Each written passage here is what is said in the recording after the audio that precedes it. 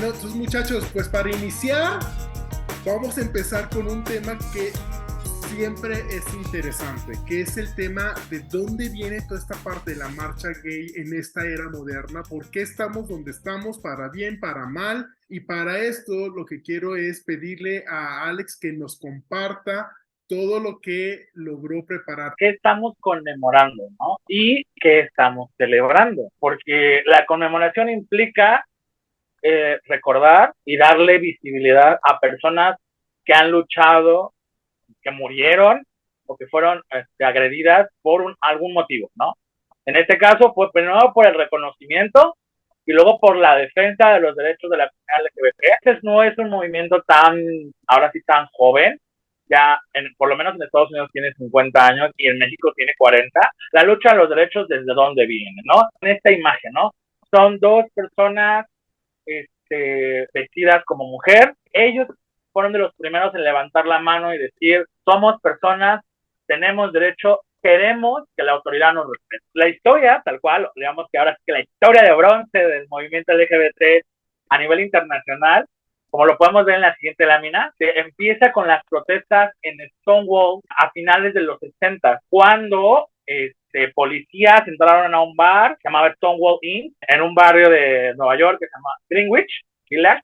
Entraron, hicieron un desmadre, detuvieron a muchísima gente y al día siguiente, por las calles de Nueva York, estuvieron desfilando personas para que se detuvieran el acoso policíaco a todas las zonas y a todos los bares orientados a la comunidad LGBT de ese momento. Un año después, en el aniversario de la marcha, se dijo, vamos a conmemorar que hace un año nos levantamos. Y entonces se inventó la marcha de Christopher Street Liberation Day, que fue el último fin de semana de junio de 1970.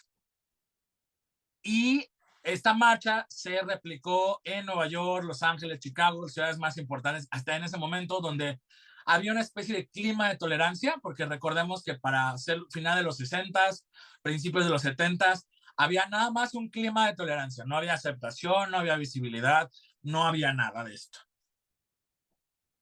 Ahí fue el parámetro, ahí fue el parteaguas hace 53 años en Estados Unidos. La pregunta es, ¿cuándo llega este movimiento a México? Bueno, 10 años después, casi, en el 78, como se puede ver en la siguiente lámina, en el marco de la conmemoración de la Revolución Cubana, un contingente del Frente de Liberación Homosexual de México dijo, nosotros también queremos manifestarnos por la libertad política, por la democracia, como se hacía en esa marcha, ¿no? Me parece que ya llevaban, no sé, unos 15 años de la Revolución Cubana, se sumó este contingente e hicieron demasiado ruido.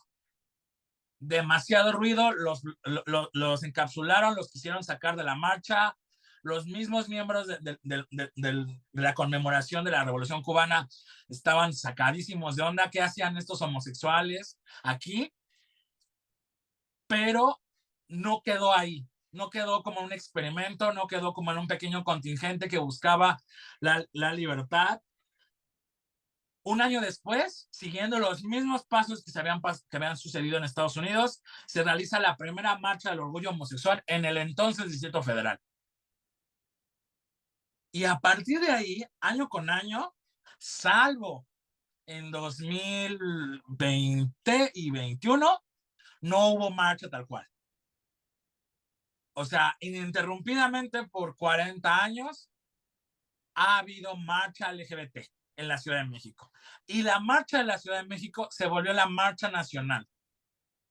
No obstante, hemos estado viviendo un fenómeno de creación de movimientos a nivel local, que lo vamos a discutir en otra sección, en otra parte, pero ya hoy la marcha de la Ciudad de México es la marcha de la Ciudad de México, porque ya también hay marchas en Querétaro, en Mérida, en Guadalajara, en Monterrey, lo cual no solamente hace que el movimiento sea en México, por lo menos, no solamente sea céntricos. Y ahora es de todos, en todas las naciones, bueno, todas las ciudades, en todos los municipios. El siguiente paso que yo considero que fue un gran transición en la búsqueda del reconocimiento y defensa de los derechos de la comunidad LGBT fue que en el 2007 se aprobó la ley de convivencia, que permitía a dos personas no vinculadas por razones sanguíneas formar una especie de hogar. Aquí nos va a poder dar más luz Arturo de cómo funciona, pero yo me acuerdo, yo tenía como 8 años, no, yo tenía más, tenía como 15 años y me acuerdo bien que fue un hito, que todo el mundo dio el grito en el cielo, dijeron, no, ¿qué está pasando? ¿Por qué? Y 2 años después, casi 3, se aprueba por la Asamblea Legislativa el matrimonio igualitario. De ahí, que ya son hace 14 años, hemos vivido dos nuevos grandes momentos. Hacia el 2014 se aprueba la Ley General de los Derechos de Niñas, Niños y Adolescentes, el cual quita como requisito estar casado y ser heterosexual para adoptar. Por lo tanto, se crea la adopción homoparental porque ya no es requisito de ley ser una persona hetero y casada para poder adoptar en México. Y finalmente, en el 2017, como lo podemos ver en esta lámina, la Suprema Corte dijo, a ver, la adopción entre parejas homoparentales es igual de válida que una adopción entre parejas heterosexuales. Por lo tanto, si las parejas homoparentales cumplen los requisitos de la ley, la autoridad en cuestión debe de otorgarles la prerrogativa. A 50 años del movimiento en Estados Unidos, a 42 años del movimiento en México, aquí estamos. Con algunos derechos, con algunas prerrogativas, con algunas fallas, pero creo yo que si lo vemos en retrospectiva y en forma lineal, creo que ha habido ciertos avances. No sé, tú cuéntame, Jorge, ¿qué te parece? Yo lo que les puedo contar de entrada, porque no sé si sabían o no, yo fui de las primeras personas que se casó a través de la ley, o no sé cómo se llama, matrimonio igualitario, y de los primeros que se divorció también, pero ese es otro asunto. Y yo lo que les puedo comentar fue que fue todo un revuelo, o sea, en mi casa fue un escándalo gigantesco, pero lo único que me llevó a pensar fue que qué bueno que se había hecho esos cambios, qué bueno que se tenía esa opción y qué bueno que estaba tomando el paso que me estaban dando. Pero en ese momento, en ese preciso momento, mi expareja y yo vivíamos en Monterrey. Entonces, fue una situación que se empezó a dar allá, que nos dimos cuenta que todas las cosas estaban a mi nombre y entonces él estaba desprotegido. Entonces nos habían dicho que por más que yo lo pusiera en un testamento, eso fue lo que me dijeron en ese momento, que por más que yo lo pusiera en un testamento y lo que tú quieras y bla, bla, bla, mis papás o mi familia podía demandar y en todo caso quitarle las cosas. Lo que sucede es que la casa, las cuentas del banco, el carro y todo estaba a mi nombre, lo habíamos puesto así por simplicidad, pero luego nos dimos cuenta de lo peligroso que había resultado ser tenerlo así. Entonces, cuando decidimos casarnos, ya llevamos más de 10 años juntos. Cuando decidimos casarnos, pero por esta conciencia de una protección legal, en Saltillo, pues existía una ley, una especie de ley de convivencia, pero creo que no nos protegía del todo, y lo que sí necesitábamos era lo que existía en el entonces, no sé si era Ciudad de México o Distrito Federal, pero lo que existía acá en la Ciudad de México. Y lo que abrió la Ciudad de México fue una fecha especial para que gente que no radicara en la Ciudad de México se pudiera casar. Y entonces fue a través de esa manera que nosotros, viviendo en la ciudad de Monterrey, pudimos tomar el avión, venir a la Ciudad de México, casarnos y ya estar protegidos, porque lo que nos explicó la persona que nos estaba asesorando en ese momento fue que no importa en qué estado de la República te rijas, a ti te rige la ley del matrimonio de la entidad donde te casaste. Entonces, si yo me casé por la ley del matrimonio en la Ciudad de México, pero vivo en Tijuana, Obviamente hay unas leyes locales a las cuales me tengo que atener, pero finalmente a mí la que me rige, me dijo, era la de acá, ¿no? Y bueno, y eso fue como que mi experiencia. Y jamás, yo jamás me vi como una persona que iba a ser parte del movimiento, que mi cara le van a poner en el periódico porque salió en el periódico, salí en el Televisa y salí no sé dónde, así con mi cara de se casan gays, ya se imaginarán, poniendo el anillo de todo esto. Pero también quisiera mencionar, digo, igual ya me estoy divagando muchísimo, algo de lo que comentabas de las primeras personas o las primeras personas que iniciaron el movimiento gay. Deja tú que fuera un momento de cuasi aceptación en ese entonces, hablando en Nueva York. La persona era de color negro, era de raza negra. Entonces imagínate un negro que aparte fuera gay y que aparte se vistiera de mujer a finales de los 60, qué par de blanquillos tenía esa gente, la verdad. O sea, sí, yo los admiro mucho. Y Arturo, ¿tú qué nos puedes compartir? ¿Tú qué ves de todo lo que estamos platicando ahorita?